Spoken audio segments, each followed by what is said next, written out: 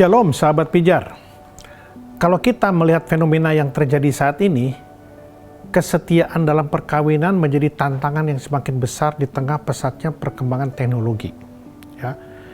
Di balik manfaatnya yang luar biasa, teknologi juga bisa berperan di tengah maraknya perselingkuhan yang terjadi di antara suami dan istri. Mirisnya, semakin canggih teknologi hari ini, semakin canggih pula cara orang melakukan perselingkuhan. Nah, sebetulnya kunci utama dalam sebuah pernikahan yang sukses adalah komunikasi. Kalau mau jujur, hampir seluruh permasalahan dalam rumah tangga disebabkan karena masalah komunikasi antara suami dan istri. Coba cek waktu saudara berantem dengan pasangan saudara. Coba telusuri ke belakang. Apa sebenarnya penyebab utama dari pertengkaran tersebut? Saya yakin semuanya bersumber dari lemahnya komunikasi antara suami dan istri, atau misalnya antara orang tua dan anak, dan seterusnya. Jadi masalah komunikasi ini sangat vital dalam kehidupan sebuah rumah tangga. Bicara tentang komunikasi, itu merupakan sesuatu hal yang baru yang dihadapi oleh pasangan tersebut, baik laki-laki maupun perempuan. Kenapa saya bilang baru? Karena cara berkomunikasi si A dan si B sudah dibentuk sejak kecil oleh orang tua mereka masing-masing. Dan cara komunikasi ini dipengaruhi oleh latar belakang budaya, sosial ekonomi, pendidikan mungkin ya, dan cara orang tua mendidik mereka masing-masing. Jadi harus ada adaptasi terhadap cara mereka berkomunikasi dengan pasangan. Nah, cara komunikasi ini seharusnya sudah dilatih sejak mereka masih pacaran. Nah, coba kita pelajari. Faktor apa saja yang menyebabkan terjadi perselingkuhan? Yang pertama, adanya sikap saling menuntut hak. Suami menuntut haknya sebagai suami, demikian juga sebaliknya. Ketika sepasang suami istri saling menuntut haknya, disitulah celah iblis untuk menghancurkan rumah tangga dan menawarkan kehadiran pihak ketiga dalam rumah tangga tersebut. Seharusnya suami dan istri berlomba-lomba untuk melakukan kewajiban sebagai suami maupun kewajiban sebagai istri. Nah, apa kewajiban sebagai suami dan istri? Ya, baca firman Tuhan.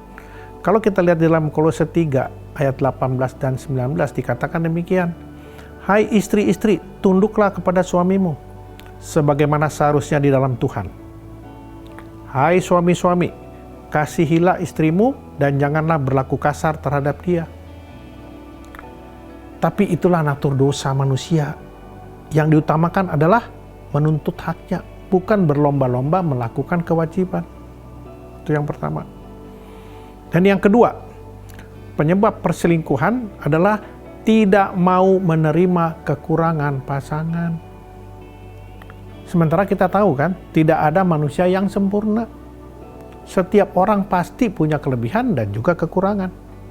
Sayangnya banyak orang hanya berfokus kepada kekurangan pasangan, bukan pada kelebihannya. Dalam dunia yang terus berubah ini, memelihara kesetiaan dalam perkawinan merupakan tanggung jawab yang besar bagi pasangan suami istri loh. Karena firman Tuhan di dalam Ibrani 13 ayat 4 ya, saya baca terjemahan masa kini. Semua orang harus menunjukkan sikap hormat terhadap perkawinan. Itu sebabnya hendaklah suami istri setia satu sama lain. Nah, dalam pernikahan Kristen, sepasang suami istri harus berjanji kepada Allah di hadapan hamba Tuhan dan seluruh jemaat bahwa mereka akan saling setia. Suami ataupun istri adalah objek dari janji antara dirinya dengan Allah. Jadi suami berjanji kepada Allah, begitu juga istri berjanji kepada Allah. Setiap perjanjian akan diikuti dengan adanya komitmen. Artinya komitmen ini yaitu apa? Mau bertekad untuk melakukan apa yang sudah disepakati.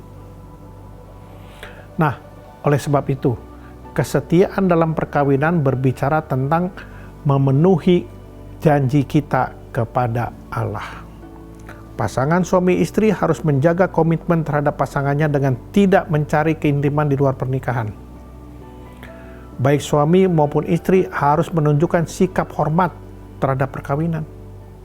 Ya, seperti ada dikatakan dalam Ibrani 13 ayat 4. Kesetiaan dalam perkawinan juga berarti bisa menguasai diri dalam konteks setia dalam hal emosi terhadap pasangan, dengan tidak membagi perasaan cinta atau komitmen sebagai suami maupun istri dengan orang lain. Ada banyak orang yang sudah memiliki istri maupun suami, tetapi memiliki keterikatan emosi dengan orang lain, karena terlibat dalam pertemuan melalui sosial media misalnya. Mungkin mereka tidak bertemu secara fisik, tapi mereka berkomunikasi secara intens melalui sosmed. Secara fisik mungkin mereka bersama pasangannya, tapi hal emosi, mereka menaruh perasaan terhadap orang lain di luar pasangannya. Sehingga disinilah telah munculnya perselingkuhan itu terjadi. Nah, kemudian kesetiaan dalam perkawinan juga berarti menjaga privasi pasangan, yaitu dengan tidak menceritakan kekurangan pasangan kepada orang lain. Karena banyak perselingkuhan yang diawali dengan dia curhat kepada lawan jenis tentang kekurangan pasangannya. Kita harus tahu bahwa ketika diberkati dalam pernikahan kudus, suami dan istri sudah menjadi satu di hadapan Tuhan. Nah, ketika seseorang menceritakan kekurangan atau kejelekan pasangannya kepada orang lain, secara tidak langsung sebetulnya dia sedang menceritakan kekurangannya sendiri. Nah, lalu bagaimana pasangan suami istri menjaga dan mempertahankan kesetiaan dalam kehidupan pernikahan? Hal pertama yang harus dilakukan adalah membangun hubungan pribadi dengan Tuhan. Hal ini akan berdampak pada hubungan antara suami dan istri. Karena tujuan pernikahan bukanlah untuk mencari kebahagiaan, tetapi untuk melaksanakan kehendak Tuhan. Berkomitmenlah untuk mencari kehendak Tuhan dalam perkawinan kita setiap hari. Nah, hal kedua adalah dengan membangun komunikasi dengan pasangan berdasarkan kasih Kristus. Almarhum ibu saya pernah mengatakan begini, mengawini orang yang kita cintai itu gampang, tetapi mengasihi orang yang kita kawini susah. Itu sebabnya kita perlu membangun hubungan yang didasari oleh firman Tuhan. Karena kalau hanya berdasarkan cinta, maka cinta itu bisa pudar. Dan akan ada titik di mana adanya rasa bosan terhadap pasangan. Kasihilah pasangan dengan membangun komunikasi yang transparan. Jangan ada yang disembunyikan. Sampaikan hal-hal yang tidak kita sukai dari pasangan kita, bukan kepada orang lain. Begitu juga sebaliknya. Minta pasangan kita untuk memberitahu apa yang tidak dia sukai dari kita. Nah, dengan adanya komunikasi seperti ini, sebetulnya kita sedang membangun benteng pernikahan yang kuat. Dan yang ketiga, suami dan istri harus memiliki quality time. Di zaman kecanggihan teknologi saat ini, kita tahu bahwa suami dan istri harus bekerja. Seringkali mereka tidak lagi punya waktu untuk bersama. Itu sebabnya yang terpenting bukan kuantitas dari waktunya, melainkan kualitasnya.